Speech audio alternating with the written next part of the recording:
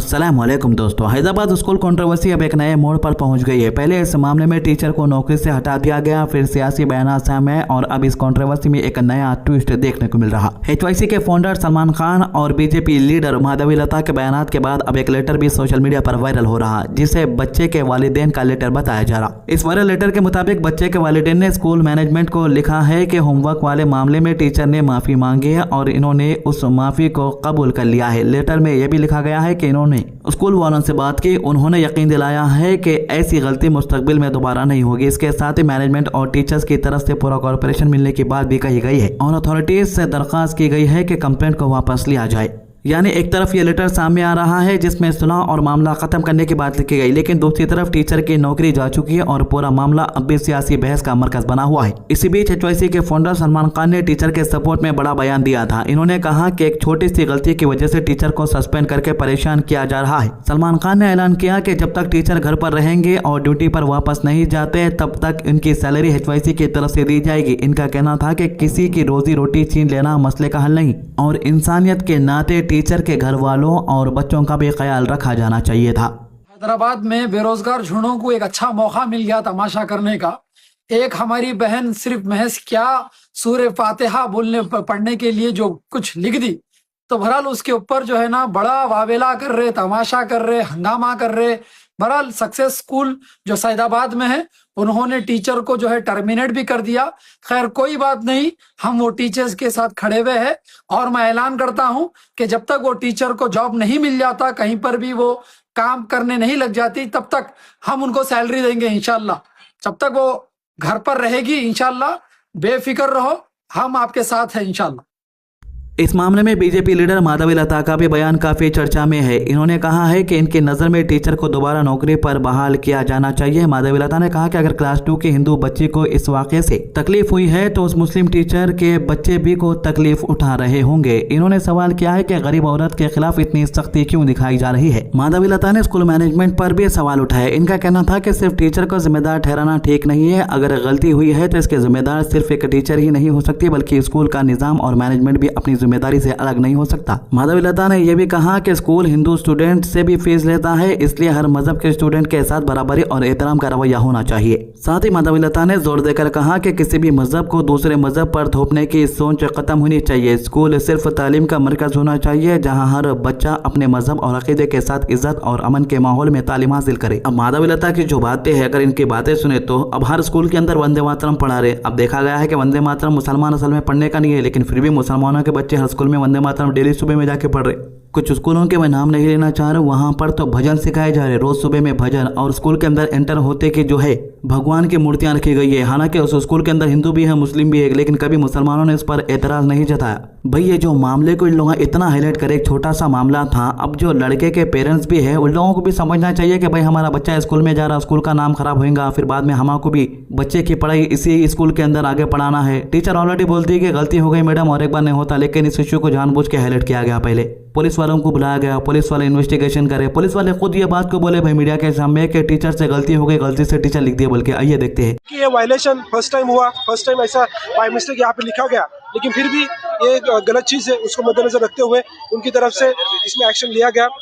तो इसके अंदर जो है ऑलरेडी पेरेंट्स जो है उन्होंने एक रिटर्न यहाँ पे लेटर भी दिया। उसके अंदर उन्होंने बताया कि इसमें दे आर सेटिस्फाइड, जो भी स्कूल टीचर की तरफ से जो भी एक्शन लिया गया, मैनेजमेंट की तरफ से जो एक्शन लिया गया उसमें वो सेटिस्फाइड है। तो अभी इसमें किसी भी तरह कोई इश्यू नहीं है। पुलिस के पास भी पेरेंट्स की तरफ से या किसी तरह से कोई कंप्लेंट नहीं आया।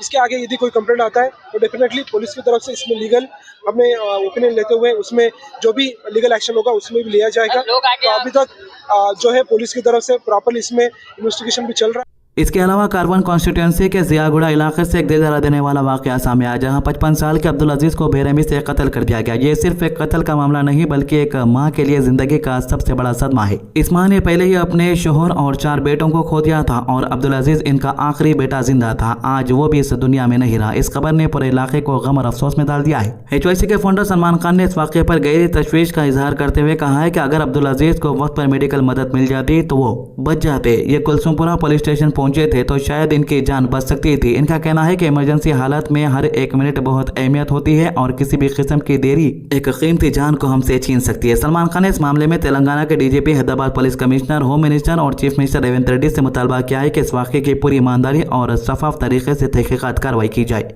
इन्होंने कहा कि जिम्मेदार अफराद के खिलाफ सख्त से सख्त कानूनी कार्रवाई होनी चाहिए और अगर किसी मरहले पर लापरवाही हुई है तो इसका भी हिसाब लिया जाना चाहिए। सलमान खान ने अपने बयान में कहा है कि हैदराबाद जैसे बड़े शहर में लगातार बढ़ते हुए कत्ल और जुर्म के वाक़यात अवाम के अंदर खौफ पैदा कर रहे हैं। रोज़ किसी न किसी इलाके से कत्ल, हमले या दूसरे संगीन जुर्म की खबरें सामने आती है। ऐसी सूरत हाल में लोग अपनी और अपने घर वालों की हिफाजत को लेकर फिक्रमंद हो रहे हैं।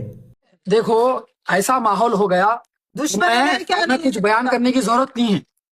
आज ट्रेन में जा रहे तो दाढ़ी पकड़ के मार रहे, ट्रेन में जा रहे टोपी देख के मार रहे, ट्रेन में जा रहे कपड़े की बुनियाद देख के मार रहे। तो कोई नई चीज नहीं है, उनके पास हजारों बहाने होंगे, मगर इनका लड़का अगर गलती करता तो पकड़ के पुलिस स्टेशन में देना था। मगर इन्होंने कानून को हाथ में लिया और एक माँ का जो चिराग था उसको बुझा दिया। वो एक ही चिराग था इनको देखने वाला। अब ये 70 साल की बूढ़ी माँ किसके सहारे जींगी अब दुनिया में, जिनके 4 लड़कों का कत्ल हो गया, एक इनके शौहर का कत्ल हो गया और एक नौजवान लड़का जो बचा था, जो इनको देख रहा था, उसका भी कत्ल कर दिया गया। तो पुलिस की बड़ी एक लापरवाही यहाँ पर है, जहां पर पुलिस स्टेशन में 2 घंटे मरहूम को रखा गया, ना उसको मेडिकल ट्रीटमेंट दिया गया और ना ये माँ को एक कुर्सी दी गई बैठने के लिए, ना पानी दिया गया। ये माँ पानी पिलाई वो मरहूम को मरते मरते। पुलिस की इतनी बेरहमी।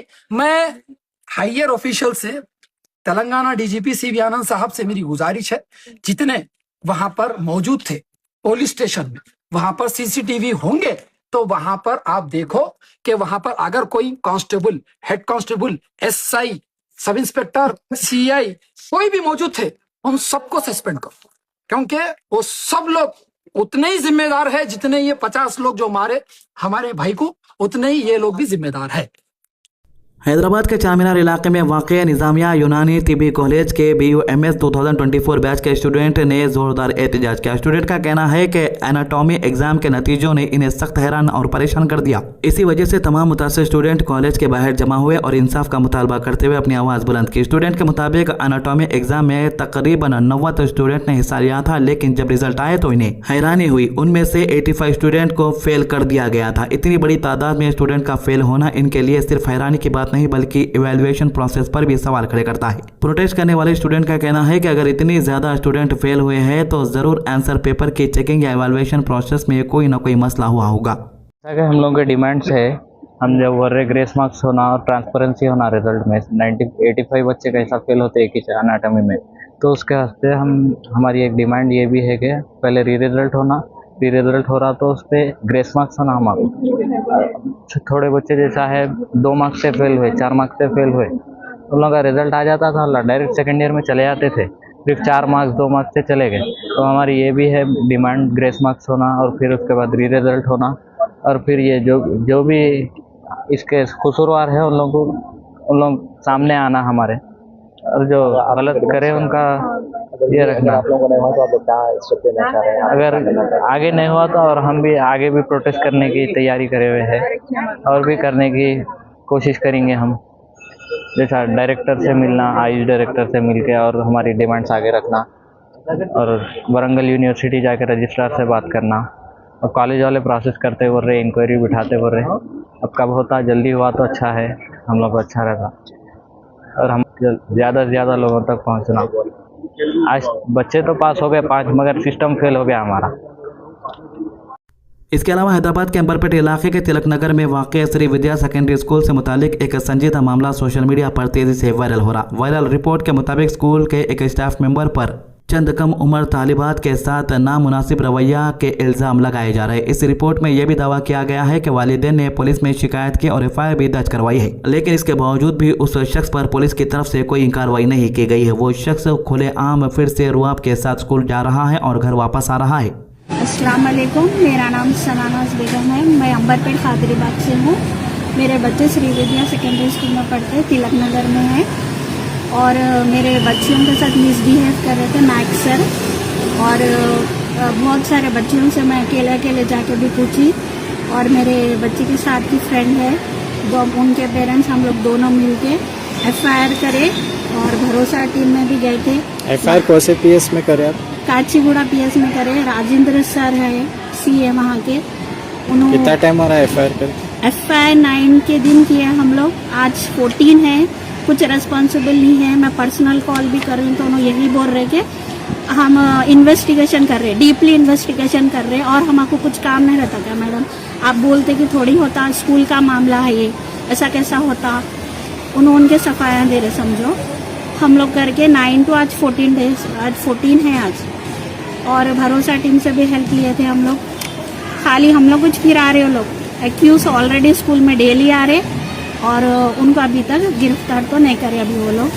9 जुलाई को जो है अंबरपेट 6 नंबर श्री विद्या स्कूल में एक जो है ना वैशाना हरकत हुई हमारी कादरीबाग में रहने वाली एक बच्ची के साथ, जिसके ताल्लुक से हमको मालूम होते है कि फौरी हम स्कूल मैनेजमेंट से बात किए और पेरेंट्स से भी बात किए और वो जो टीचर है उसको इमीडिएटली जो है ना सस्पेंड करने का मुतालबा करे और स्कूल मैनेजमेंट में भी ये तयक़ुन दिया है कि वो जो है ना अभी इमीडिएटली विद इफेक्ट उसको सस्पेंड कर दिए। जब तक ये केस रहेगा चलेगा जो है ना फुल कोऑपरेट करेंगे। CCTV वगैरह जो भी इमेजेस है पूरे पुलिस को और पेरेंट्स को और हमको भी जो है ना वो प्रोवाइड करने का तयक़ुन दिए।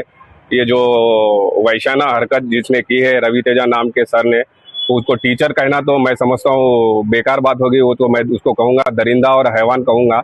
जो वैशाना हरकत किया उसको जो हम जो मुतालबा कर रहे हैं कि जो है ना काचीगुड़ा PS से कि जो है ना इसके ऊपर सख्त से सख्त कार्रवाई करे और इमीडिएटली विद इफेक्ट उसको जो है ना अरेस्ट करे। तो ये 3 मामलों के अभी तक के अपडेट। आज की अच्छी बात, हुजूर सल्लल्लाहु अलैहि वसल्लम ने फरमाया जो हिदायत की तरफ बुलाएगा तो उसको उन तमाम लोगों के बराबर सवाब मिलेगा जो उस हिदायत की पैरवी करेंगे। मुस्लिम 2674 हमारे चैनल को सब्सक्राइब कीजिए, वीडियोस को ज़्यादा से ज़्यादा लोगों तक शेयर कीजिए, नमाज की पाबंदी कीजिए, कुरान की तिलावत कीजिए और दुआ में याद रखिए। अल्लाह हाफिज़।